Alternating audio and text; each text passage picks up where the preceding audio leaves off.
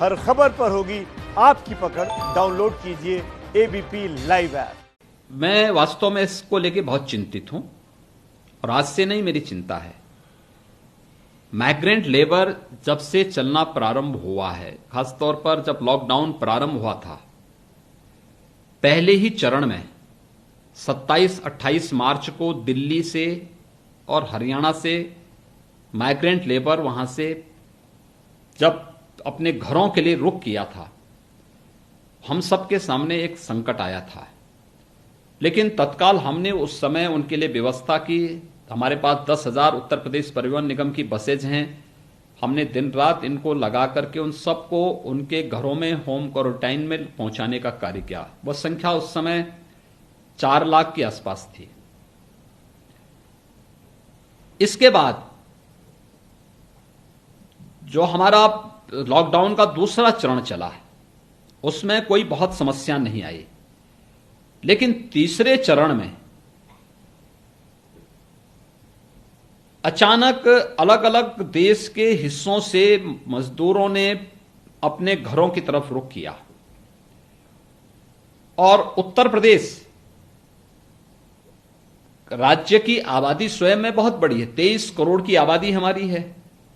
और प्रदेश की हमारी जो आबादी है, यह तो है ही हमारे सामने, हमारी एक ताकत तो है ही। लेकिन साथ साथ उत्तर प्रदेश की सीमा 7 राज्यों से मिलती है और एक नेपाल देश से भी मिलती है।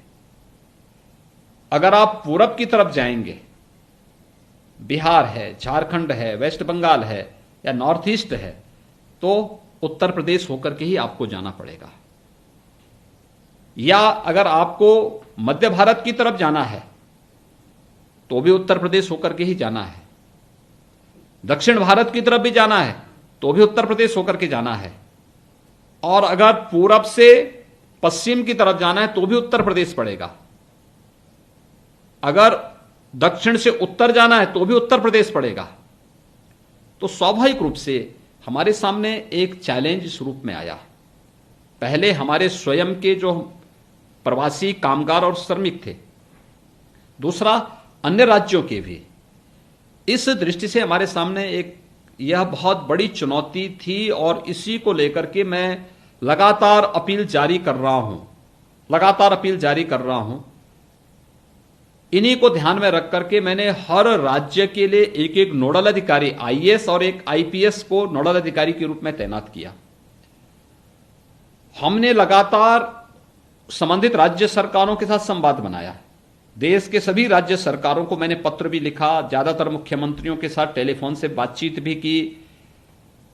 जो भी जिम्मेदार वहां पर अधिकारी हो सकते थे, उन सब के साथ हमने संपर्क बनाया, संवाद बनाया और सबसे मैंने अनुरोध किया कि उत्तर प्रदेश सरकार उत्तर प्रदेश के अंदर रहने वाले प्रत्येक कामगार और श्रमिक की सुरक्षा और उनके सम्मान के लिए हर सब कुछ करेगी।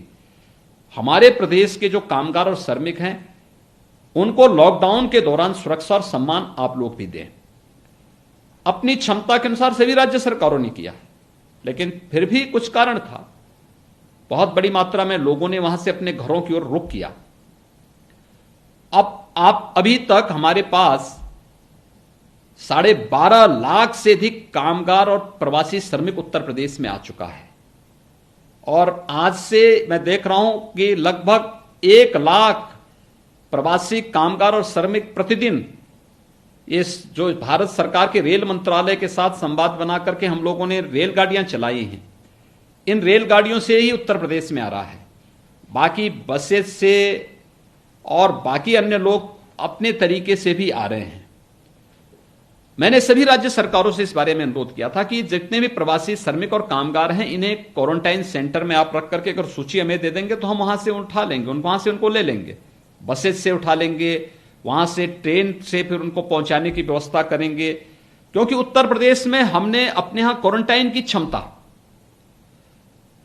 आज के दिन पर हमारे पास 13.5 लाख से अधिक लोगों को क्वारंटाइन सेंटर में रखने की व्यवस्था है। कम्युनिटी किचन, प्रतिदिन हमारे कम्युनिटी किचन में प्रतिदिन 12 से लेकर 15 लाख फूड पैकेट बन रहे हैं। हम लोगों ने पहले इस बारे में कहा कोई व्यक्ति भूखा नहीं रहना चाहिए यूपी में। उसको जिसको भोजन चाहिए उसको भोजन दीजिए, जिसको खाद्यान्न चाहिए उसको खाद्यान्न दीजिए। एबीपी न्यूज आपको रखे आगे।